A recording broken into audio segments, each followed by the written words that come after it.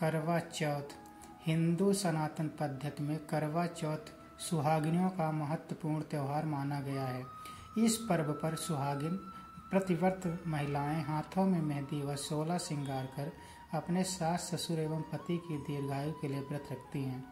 यह व्रत भारत के अलग अलग राज्यों में वहां के प्रचलित मान्यताओं के अनुसार रखा जाता है।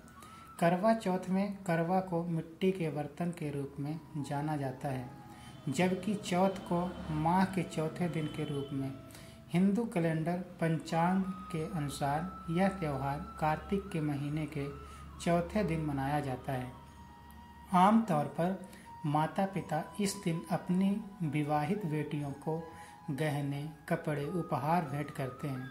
सभी महिलाएं अपने विवाह को याद करते हुए एक बार फिर से विवाह की ही तरह श्रृंगार करती हैं। भारत के विभिन्न क्षेत्रों में करवा चौथ से जुड़ी कई कहानियां प्रचलित हैं। इस त्यौहार में देवी पार्वती एवं भगवान शिव की पूजा करते हुए उन्हें भोग अर्पित किया जाता है। करवा चौथ व्रत का समापन तब तक नहीं होता जब तक कि रात में चंद्रमा को अर्घ न दिया जाए। विवाहित महिलाएं व्रत अनुष्ठान के समापन से पहले एक आध्यात्मिक कथा सुनती एवं सुनाती हैं। करवा चौथ व्रत पूजा में प्रयोग होने वाली वस्तुएं इस प्रकार हैं: पूजा थाली, लोटा, छलनी, पति को देखने के लिए पूजा का दीपक, करवा, माता का चित्र, करवा सीख, माँ करवा की शक्ति का प्रतीक। करवा चौथ पूजा विधि। करवा चौथ के व्रत की शुरुआत ब्रह्म मुहूर्त में उठकर करें और पूरे दिन निर्जल व्रत रखें।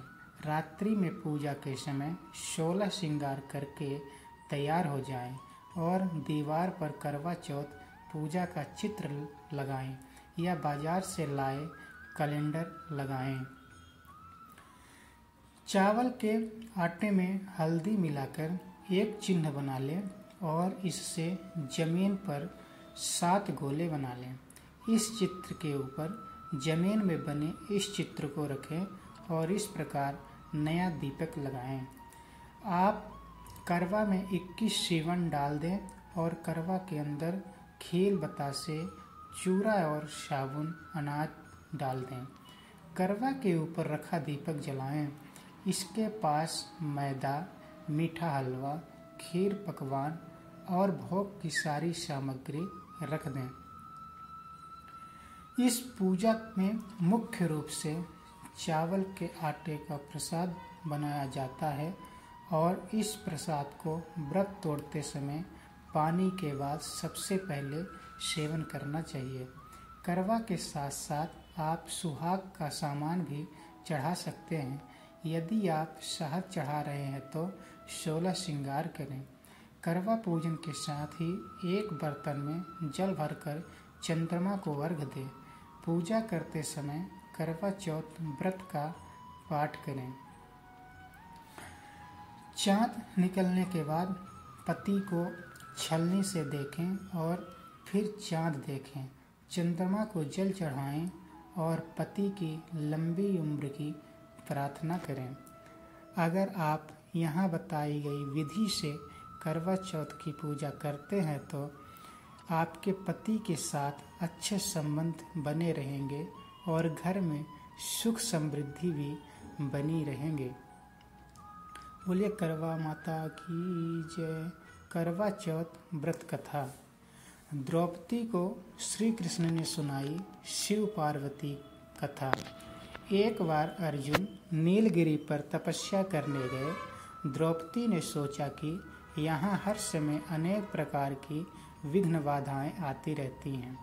उनके शमन के लिए अर्जुन ने तो यहाँ है नहीं, अतः कोई उपाय करना चाहिए।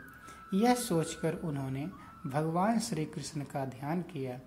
भगवान वहाँ उपस्थित हुए तो द्रौपदी ने अपने कष्टों के निवारण हेतु कोई उपाय बताने को कहा। इस पर श्री कृष्ण बोले, एक बार पार्वती जी ने श्री शिव जी से यही प्रश्न किया था तो उन्होंने कहा था कि करवा चौथ का व्रत गृहस्थी में आने वाली छोटी मोटी विघ्न बाधाओं को दूर करने वाला है। यह पित्त प्रकोप को भी दूर करता है। फिर श्री कृष्ण ने द्रौपदी को एक कथा सुनाई। प्राचीन काल में एक धर्मपरायण ब्राह्मण के 7 पुत्र तथा एक पुत्री थी। बड़ी होने पर पुत्री का विवाह कर दिया गया। कार्तिक की चतुर्थी को कन्या ने करवा चौथ का व्रत रखा। 7 भाइयों की लाडली बहन को चंद्रोदय से पहले ही भूख सताने लगी। उसका फूल सा चेहरा मुरझा गया। भाइयों के लिए बहन की यह वेदना असहनीय थी, अतः वे कुछ उपाय सोचने लगे। उन्होंने बहन से चंद्रोदय से पहले ही भोजन करने को कहा, पर वह न मानी। तब भाइयों ने स्नेहवश पीपल के वृक्ष की आड़ में प्रकाश करके कहा, देखो चंद्रोदय हो गया है, उठो अर्घ देकर भोजन करो। बहन उठी और चंद्रमा को अर्घ देकर भोजन कर लिया। भोजन करते ही उसका पति मर गया। वह रोने चिल्लाने लगी। देवयोग से इंद्राणी देवदासियों के साथ वहां से जा रही थी। रोने की आवाज़ सुन वे वहां गई और उससे रोने का कारण पूछा। ब्राह्मण कन्या ने सब हाल कह सुनाया। तब इंद्राणी ने कहा, तुमने करवा चौथ के व्रत में चंद्रोदय से पूर्व ही अन्न जल ग्रहण कर लिया है, इसी से तुम्हारे पति की मृत्यु हुई है। अब यदि तुम मृत पति की सेवा करती हुई 12 महीनों तक प्रत्येक चौथ को यथाविधि व्रत करो, फिर करवा चौथ को विधिवत गौरी, शिव, गणेश, कार्तिकेय सहित चंद्रमा का पूजन करो और चंद्रोदय के बाद अर्घ देकर अन्न जल ग्रहण करो, तो तुम्हारे पति अवश्य जीवित हो जाएंगे। ब्राह्मण कन्या ने अगले वर्ष 12 माह की चौथ सहित विधि पूर्वक करवा चौथ का व्रत किया। व्रत के प्रभाव से उसका मृत पति जीवित हो गया। इस प्रकार यह कथा कहकर श्री कृष्ण द्रौपदी से बोले, यदि तुम भी श्रद्धा एवं विधि पूर्वक इस व्रत को करो तो तुम्हारे सारे दुख दूर हो जाएंगे और सुख, सौभाग्य, धन धान्य में वृद्धि होगी। फिर द्रौपदी ने श्री कृष्ण के कथानुसार करवा चौथ का व्रत रखा। उस व्रत के प्रभाव से महाभारत के युद्ध में कौरवों की हार तथा पांडवों की जीत हुई। बोले शंकर भगवान की जय, गणेश भगवान की जय। प्रतिव्रता करवा धोबिन की कथा। पुराणों के अनुसार करवा नाम की एक प्रतिव्रता धोबिन अपने पति के साथ तुंगभद्रा नदी के किनारे स्थित गांव में रहती थी। उसका पति बूढ़ा और निर्बल था।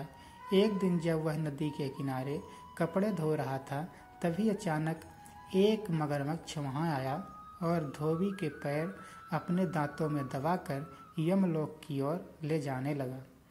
वृद्ध पति यह देख घबराया और उसने कुछ कहते नहीं बना, तो वह करवा करवा कहकर अपनी पत्नी को बुलाने लगा।